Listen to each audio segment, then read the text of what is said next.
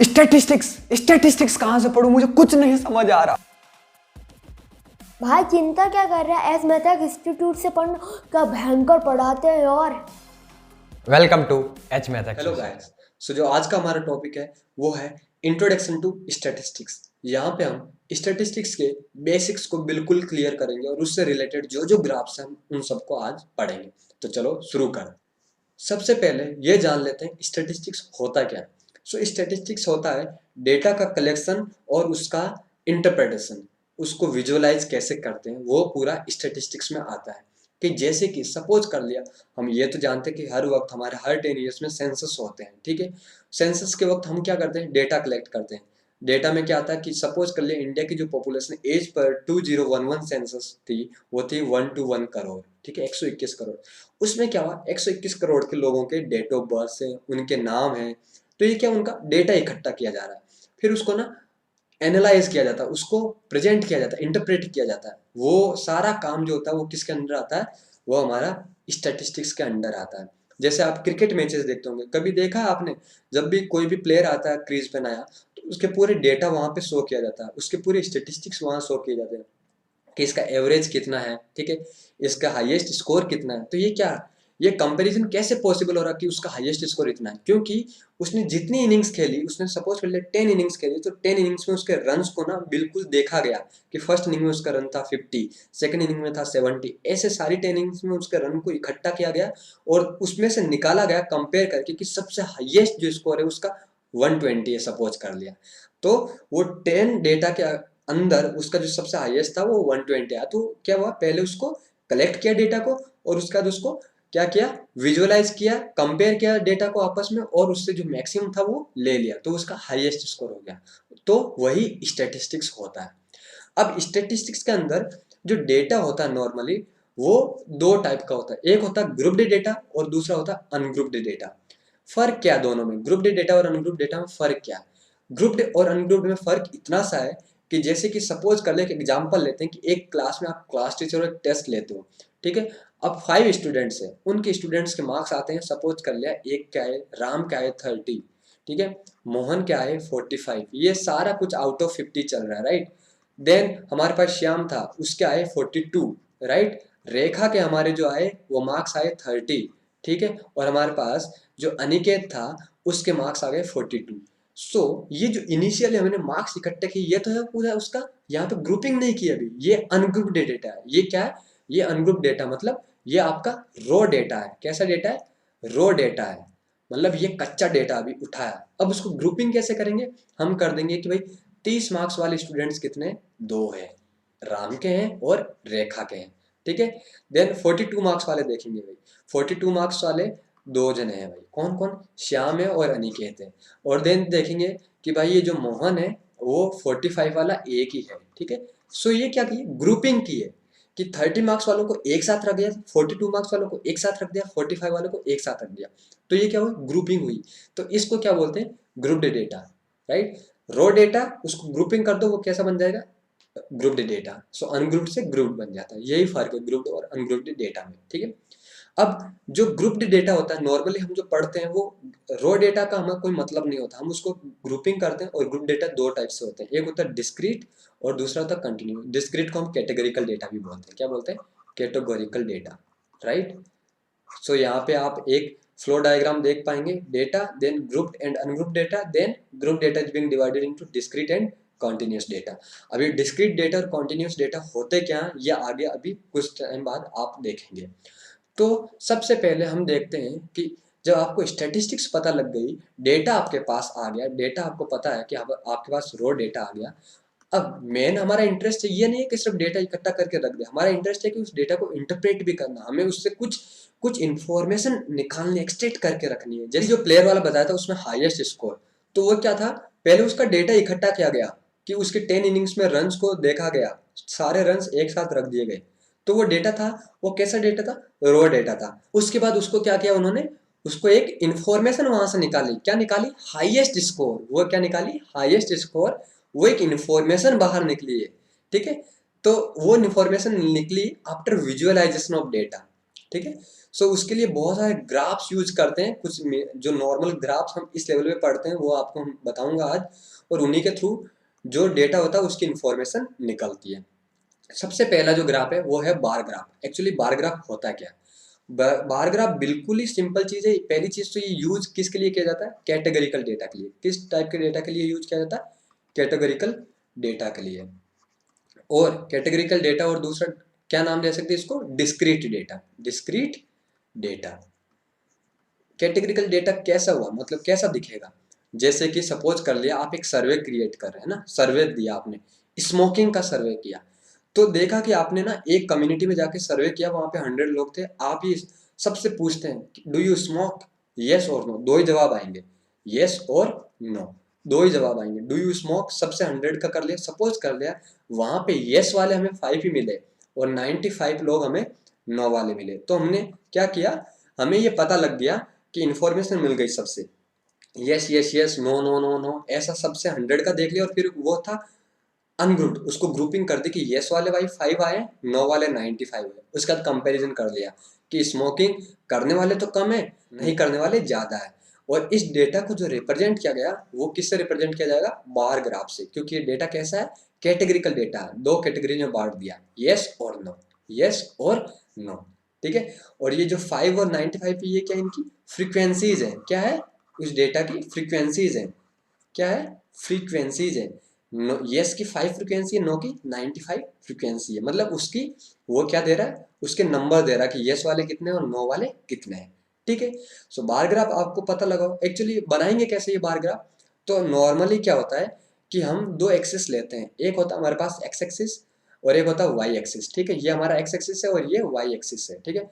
इस पे तो हम फ्रीक्वेंसी को डालेंगे, यहाँ पे क्या लिखी जाती है? फ्रीक्वेंसी, जो कि मेजरमेंट है एक तरीके से। किसका मेजरमेंट है? डेटा का मेजरमेंट है। मेजरमेंट ऑफ डेटा वो किस पे आएगा? आपका वाई एक्सिस पे। और एक्स एक्सिस पे आप बार बना देंगे। किस टाइप के बार बनेंगे? यहाँ पे दो डेटा है, यस और नो वाले। यस वाले कितने? 5 है, ये एक बार बन गया यहाँ पे, ठीक है। और नो वाले ये एक और बार बन गया, नो वाले, ठीक है। अभी आपने देखा कि बार की जो लेंथ थी वो नो की ज्यादा थी, यस की कम थी, इसलिए नो वाले ज्यादा है और यस वाले कम है, ठीक है। ये चीज आपको समझ आ गई। और ये बार्स जो होते हैं उनमें जो भी जितने भी बार्स बनाएंगे उनमें स्पेसिंग जो होती है वो कैसी होती है? इक्वल स्पेसिंग होती है। कैसी होती है? इक्वल स्पेसिंग होती है। तो चलो हम इसको ना एग्जाम्पल के थ्रू देखते हैं बार ग्राफ को, ठीक है। अब आप स्क्रीन पे देख पा रहे होंगे मैंने अपने एक्सेल सीट में एक डेटा को बताने के लिए डेटा इकट्ठा किया और उसको आपको ग्राफिकली बताऊंगा कि बार ग्राफ कैसे यूज किया जाता है। तो एक सर्वे किया गया, एक स्कूल के लिए सर्वे किया गया, उसमें देखा गया कि हम देखना चाहते हैं कि आफ्टर स्कूल एक्टिविटी जो स्टूडेंट्स की वो क्या है। तो उसको कैटेगरी में बांट दिया ना कि भाई स्पोर्ट्स कितने लोग खेलेंगे, फोन पे कितने लोग बात करते हैं, दोस्तों से मिलने कितने जाते हैं, पैसा कितना कमाते हैं, ऑनलाइन चैटिंग कितने करते हैं, स्कूल क्लब्स में इन्वॉल्वमेंट कितने लोगों का, टीवी कितने लोग देखते हैं। तो ये क्या है जो आप देख पा रहे होंगे ना, ये कैटेगरीज हैं और ये उनकी फ्रीक्वेंसीज हैं। आ रहा है आपको समझ में? बार ग्राफ बनेगा यहाँ पे कैसे बनेगा? मैंने क्या बोला, जो वाई एक्सिस है ये हमारा वाई एक्सिस है, इस पे तो आपको क्या रखनी है? फ्रीक्वेंसी। और जो एक्स एक्सिस है उस पे आपको क्या रखने? कैटेगरीज। तो play sports, talk on phone, visit friends, earn money, chat online, school clubs, then watch TV. अब देखा प्ले स्पोर्ट्स कितने थे? 45, तो ये इसकी फ्रीक्वेंसी में आ गया कि 45 इसके कॉरस्पॉन्डिंग यहाँ है। टॉक ऑन फोन वाले कितने थे? 53, तो ये इसके कॉरस्पॉन्डिंग यहाँ पे ये 53। तो जो लेंथ होगी बार की वो क्या होगी? उसकी फ्रीक्वेंसी देगी, वो नंबर देगा। जैसे ये जो बार्स बन रहे हैं कैटेगरीज के कॉरस्पॉन्डिंग, जो बार की जो लेंथ होगी उसका नंबर देगा, फ्रीक्वेंसी देगा, वो उसका मेजरमेंट है, ठीक है। और आप ये दूसरा चीज देखिए कि इनके बीच में ना इक्वल स्पेसिंग है, सारे बार्स के बीच में इक्वल स्पेसिंग है। तो ये क्या है? Bar graph. और ये डेटा कैसा था? डिस्क्रीट कैटेगरिकल डेटा था, कैटेगरीज में बांट के किया गया, इसीलिए बार ग्राफ सिर्फ कैटेगरिकल डेटा के लिए यूज किया जाता है। अब बार ग्राफ भी ना, ये तो सिंपल बार ग्राफ था, 3 टाइप के बार ग्राफ होते हैं, 2 टाइप के और बार ग्राफ होते हैं, वो होते हैं बार ग्राफ होता है ग्रुप्ड बार ग्राफ और स्टैक्ड बार ग्राफ। जैसे हम एक फिर से एक एग्जांपल लेते हैं, दिल्ली के अंदर इंटरनेट यूज देखना चाहते हैं कि 2015 से 2020 के अंदर कितने लोगों ने कैसे यूज किया, ठीक है। ये सिंपली एक ये मैंने एक जेनरिक डेटा लिया है, मतलब आप ऐसे समझ लीजिए। अभी ईयर 2015 के अंदर 100 बॉयज थे, 120 गर्ल्स थी एंड 555 क्या थे? ट्रांसजेंडर्स थे। अब मेरे को ये देखना है, ये देखिए मैंने हर ईयर में 3 कैटेगरीज बनाई, 2015 की ईयर में भी 10 कैटेगरीज बनाई, बॉयज वाले, गर्ल्स वाले, ट्रांसजेंडर वाले। अगेन 2016 की जो कैटेगरी जो ईयर है उसमें फिर 3 कैटेगरीज बनी, बॉयज, गर्ल्स, ट्रांसजेंडर। ठीक है, तो ये देखिए 100 boys, 120 girls and 555 transgender internet use है 2015 का। तो आप ये देख पाएंगे सबसे ज्यादा किसका, ट्रांसजेंडर का 2015। अब इसको ग्राफिकली ये चीज को, ये आपके पास डेटा तो आ गया, अब इसको ग्राफिकल रिप्रेजेंटेशन दो तरीके से किया जा सकता है। एक तो था ग्रुप्ड बार ग्राफ से और स्टैक्ड बार ग्राफ से।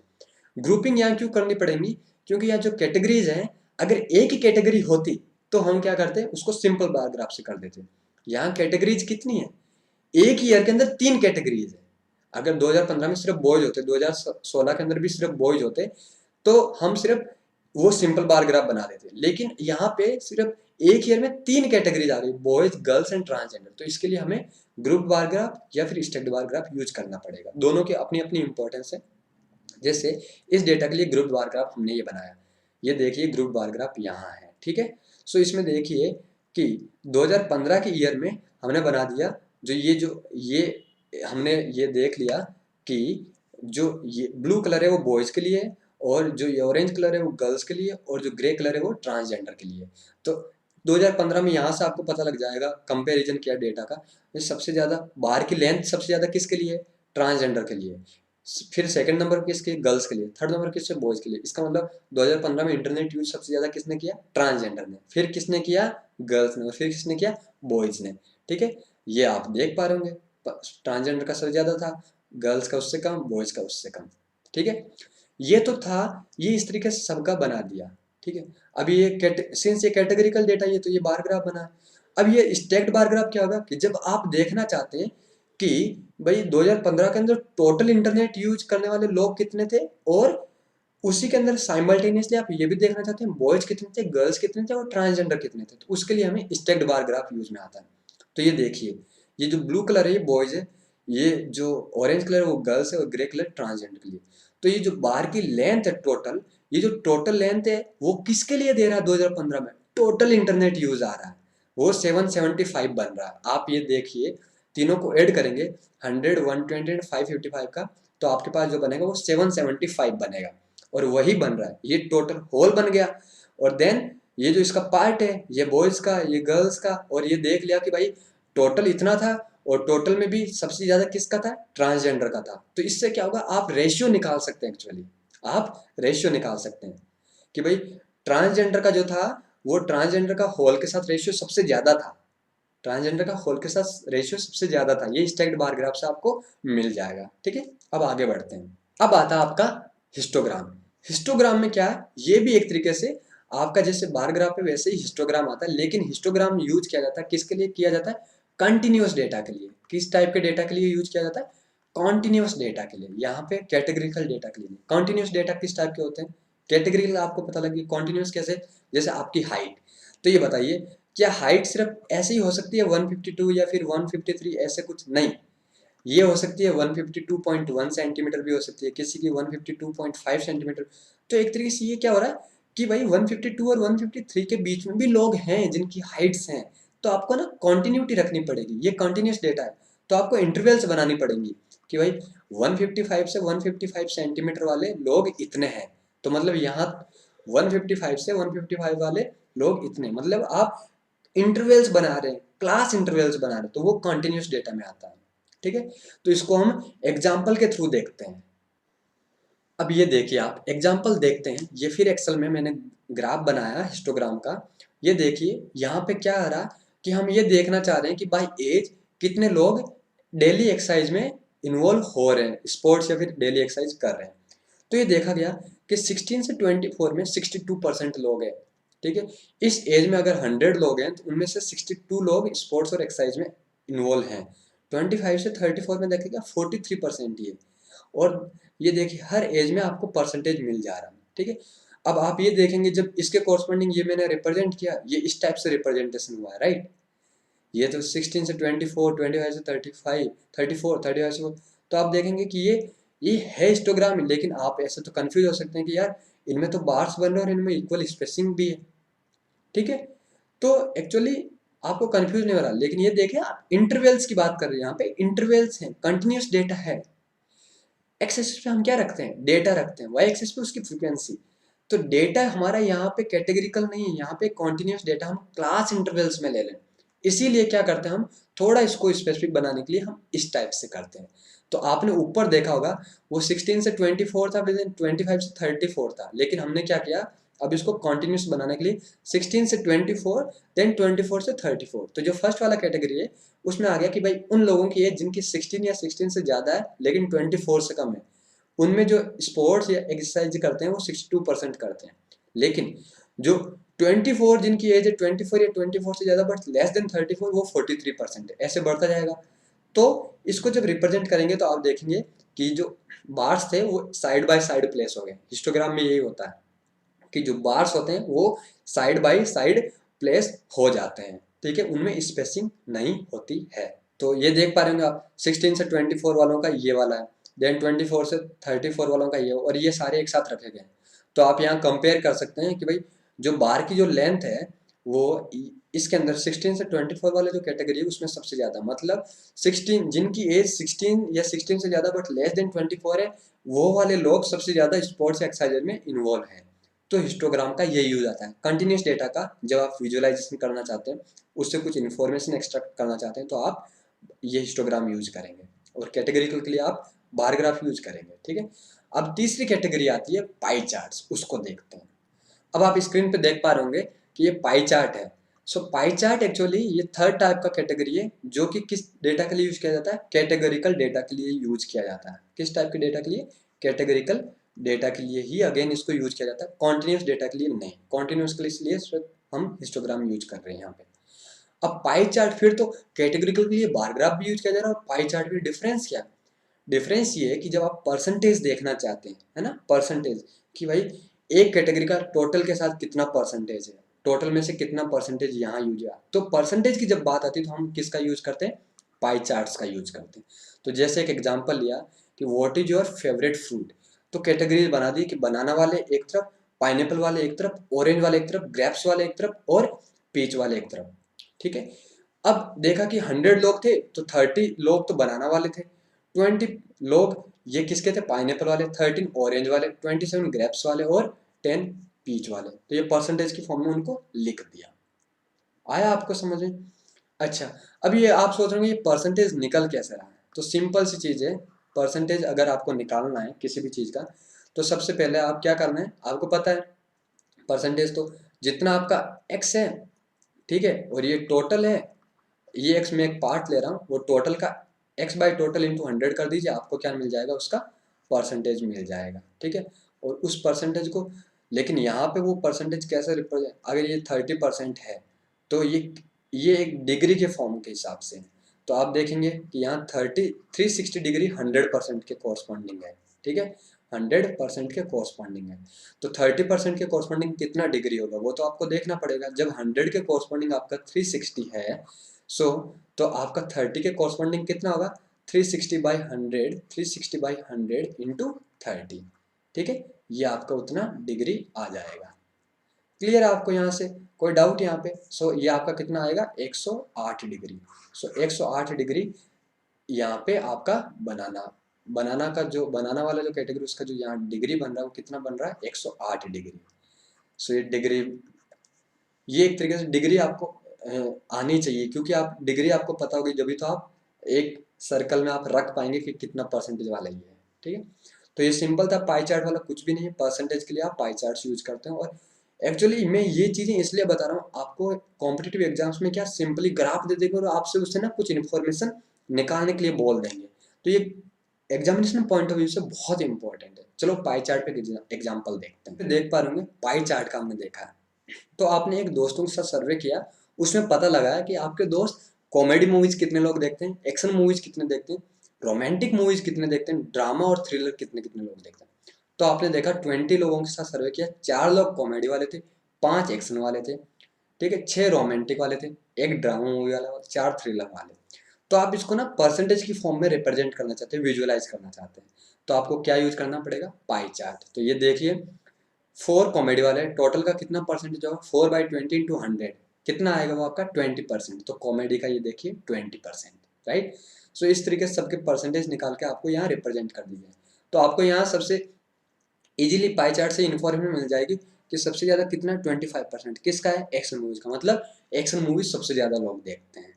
ठीक है, सो पाई चार्ट्स का ये यूज होता है, परसेंटेज की फॉर्म में आप देखना चाहते हैं कि, और उसमें आपको ये इन्फॉर्मेशन भी डिड्यूस कर पाएंगे ना कि सबसे ज़्यादा लोग किस टाइप का देखते हैं, क्या देखते हैं। ठीक है, ये था बेसिक पाई चार्ट। ठीक है, तो हम आगे 2-3 क्वेश्चंस प्रैक्टिस कर लेते हैं। अब आप स्क्रीन पे एक क्वेश्चन देख पा रहे होंगे कि एक फैमिली का जो बजट है ईयर का वो डिवाइड किया गया है। तो अगेन पाई चार्ट परसेंटेज की फॉर्म में कि भाई हाउसिंग के लिए 39%, मिसलेनियस एक्टिविटीज के लिए 15%, रिक्रिएशन के लिए 7%, हेल्थ केयर के लिए 9%, फूड के लिए 13% और ट्रांसपोर्टेशन के लिए 17%। अब मैंने क्या बोला, इन्फॉर्मेशन के ये ग्राफ्स के थ्रू इन्फॉर्मेशन डिड्यूस करनी है, उस पर बेसिस पर कुछ क्वेश्चन पूछ सकते हैं एग्जामिनेशन। तो जैसे एक क्वेश्चन है कि एक फैमिली एक साल में, इस साल में $60,000 उन्होंने किस पे खर्च किया पर ईयर, टोटल उनका बजट था जो उन्होंने स्पेंड किया। वो देखना चाहते हैं कि फूड पे टोटल कितना स्पेंड हुआ। तो फूड पे कितना परसेंट किया जाता है, 13%। किसका, टोटल का, मतलब टोटल यहाँ पे कितना, 60,000। 60,000 का आपको क्या करना है, 13%, राइट। सो आपको कितना मिल जाएगा, $7800, राइट, मिल जाएगा। क्लियर है आपको। सो आपका जो ऑप्शन होगा वो ए ऑप्शन करेक्ट होगा। सेकंड आपको ये है कि सपोज कर लिया कि किसी फैमिली में ट्रांसपोर्टेशन पे $15,028 खर्च किया गया। तो ये पूछना चाहते हैं कि अगर ट्रांसपोर्टेशन पे इतना खर्च किया गया तो उस साल का जो टोटल बजट था वो कितना होगा। तो आप ये देखिए, ट्रांसपोर्टेशन में हर साल कितना खर्च किया जाता, 17%। किसका, टोटल का, मतलब सपोज कर लिया टोटल एक्स था, सो एक्स इंटू 17/100 जो होगा वो आपको क्या देगा, ट्रांसपोर्टेशन पे जो खर्चा वो दे देगा। कितना हुआ आपका यहाँ पे, $15,028, राइट। सो एक्स की वैल्यू आपको यहाँ से मिल जाएगी। इट इम्प्लाइज जो एक्स है वो कितना आ गया आपका, 15,028 मल्टीप्लाइड बाई 100 डिवाइडेड बाई 17, और जो ये वैल्यू आएगी वो कितनी आएगी आपकी, $88,400। ठीक है, so option B is correct. अब आप स्क्रीन पे देख पा रहे होंगे, हम ये जो अगला क्वेश्चन है बार ग्राफ के बेस पे, ये क्या बोल रहा है कि एक कंपनी का जो अलग अलग कंपनीज हैं, कितनी कंपनीज, ABCDE 5 कंपनीज है, और वो फर्टिलाइज प्रोड्यूस कर रही है फर्टिलाइजर्स। तो ये देख रहे हैं कि 96 की ईयर में कंपनी ए का फर्टिलाइजर प्रोडक्शन, 97 की ईयर में और 98 की ईयर में प्रोडक्शन। ठीक है, फिर कंपनी बी का 96, 97 और 98 की ईयर में प्रोडक्शंस देख रहे हैं। इस बेसिस पे क्वेश्चन पूछा गया। जो पहला क्वेश्चन है वो पूछा गया कि किस कंपनी के लिए फर्टिलाइजर का जो प्रोडक्शन है 96 टू 97 में या तो राइज हुआ या फॉल हुआ, जो वो है, जो राइज और फॉल है वो मिनिमम है। कितना, मिनिमम है। ठीक है, तो आप ये देखिए, पहले तो 96 का जो है वो कंपनीज का देखना, तो ए कंपनी ये है, ए कंपनी ये है। इस कंपनी के लिए 96 में जो था वो कितना था, 30 लाख, राइट, 30 लाख टन। और 97 में जो कितना था कंपनी ए के लिए फर्टिलाइजर का प्रोडक्शन, 25। सो जो फॉल हुआ वो कितना हुआ, 5 लाख टन का। ठीक है, कंपनी बी के लिए देखा गया तो ये है 45 और ये है 35, 96 और 97। जो फॉल हुआ अगेन वो कितना हुआ, 10 लाख टन का। सी कंपनी के लिए राइज हुआ है, ठीक है, कितने लाख टन का हुआ, 25 है और ये 35 है, मतलब 10 लाख टन का। कंपनी डी के लिए अगेन फॉल हुआ है, कितना हुआ, ये 50 है, ये 40 है, 10 लाख टन का। कंपनी ई के लिए अगेन राइज हुआ है, कितना हुआ है, ये 40 और ये 50 है, 10 लाख टन का। तो सबसे ज्यादा राइज, जो फॉल या राइज जो मिनिमम है वो किस कंपनी के लिए, ए कंपनी के लिए। तो आपका ऑप्शन ए करेक्ट हो जाएगा। आया आपको समझ में। अब ये देखा गया कि 5 कंपनीज का प्रोडक्शन देखा जा रहा है। ठीक है, the total production by 5 companies in 1998 की ईयर में is what percent of total production by companies B and D in 1990। पहले ये देखते हैं 1998। सो 1998 में 5 कंपनीज का, कंपनी ए का 1998 में कितना है, ये है आपका 35। तो हम ऐड कर लेते हैं यहाँ पे 35 प्लस कंपनी बी का आपको 1998 में जो मिल रहा है वो कितना मिल रहा है, 40, राइट, प्लस कंपनी सी का आपको 45 प्लस कंपनी डी का आपको कितना मिल रहा है, 35 प्लस कंपनी ई का आपको कितना मिल रहा है, 35। ठीक है, ये टोटल कितना हो गया 35 35 35, ये 105 और ये 5 आपका 110 110, मतलब 110 और 110 और 40 150 और 40 190 हो पा रहा है, राइट। और अब देखते हैं बी एंड डी का 1996 में, ठीक है। अब बी का 1996 में कितना है, ये है आपका 45, ठीक है। और डी का जो आपका 1996 में वो कितना है आपका 50, मतलब ये कितना हो गया इसका 45 प्लस 50, राइट, वो कितना हो गया 95। अब देख लीजिए, सो रेशियो निकालना था 190 और 95 का, सो 190 डिवाइडेड बाई कितना है 95, ठीक है, इंटू 100, सो ये क्या हो गया 2, मतलब 200%, राइट। सो आपका ऑप्शन डी इज करेक्ट। अब एक एग्जांपल देखते हैं इस पे आपका हिस्टोग्राम पे, कि ये दिखाया गया है कि कोई भी सॉफ्टवेयर कंपनी जिसमें 30 एम्प्लॉयज है, ठीक है। सो ये एम्प्लॉयज की जो एज है वो दिखाई गई है कि एज भाई 10 से 19 वालों के बीच में उनकी जो नंबर है वो एक ही है, ये एक जना है। 20 से 29 वालों में कुछ नंबर्स हैं, से 13, ये 13 वाला है। 30 से 39 वाले एज में कुछ नंबर है। 40 से 49 के जो ये एज ग्रुप बन रहा है इसमें कुछ नंबर है। ये डेटा आप देख पा रहे हैं किस टाइप का, ये कॉन्टिन्यूस डेटा है, राइट, क्लियर है। सो जब ये कॉन्टिन्यूस डेटा है तो, और ये 50 से 59 है, सो क्वेश्चन ये पूछा गया how old is the youngest employee, youngest employee की जो एज होगी वो कितनी है। सो यंगेस्ट एम्प्लॉय आप ये एज की कैटेगरी में देखिए, ठीक है। सो जहाँ यंगेस्ट एम्प्लॉय जो कैटेगरी फॉल करेगा वो 10 से 19 के कैटेगरी में फॉल करेगा, और नंबर कितना, मतलब एक एम्प्लॉय ऐसा है जो 10 से 19 के कैटेगरी में है और वही सबसे छोटा एज ग्रुप है, लेकिन उस एम्प्लॉय की एज क्या हुआ एग्जैक्टली हम बता पाएंगे क्या। कैटेगरी बनी हुई है कि 10 से 19, हो सकता है उसकी एज 10 हो सकता है उसकी एज 18 हो सकता है उसकी एज 15 हो सकता है उसकी एज 17 हो, तो क्या आप फिक्स बता पाएंगे कि उसकी एज कितनी है, नहीं बता पाएंगे, इसलिए इसका ऑप्शन क्या होगा D, that can not be determined, ठीक है। सो आज के लेक्चर में हमने क्या क्या पढ़ा, हमने पढ़ा कि स्टैटिस्टिक्स क्या होता है, अलग अलग ग्राफ्स जैसे bar graph, histogram, pie charts, ठीक है, और वो उन किस डेटा के लिए, किस टाइप के डेटा के लिए कि भाई कॉन्टिन्यूस डेटा या ये डिस्क्रीट और कैटेगरिकल डेटा के लिए किस टाइप का ग्राफ बनता है, और उसके बेसिस पे हमने कुछ एग्जांपल्स देखे एग्जामिनेशन पॉइंट ऑफ व्यू से। अब आगे के लेक्चर्स में हम आगे जो सेंट्रल टेंडेंसी के मेजर्स है जैसे मीन, मोड, मीडियन, फिर उसके स्टैंडर्ड डेविएशन, वेरिएंस, ये सब पढ़ेंगे। So till then bye bye, thank you.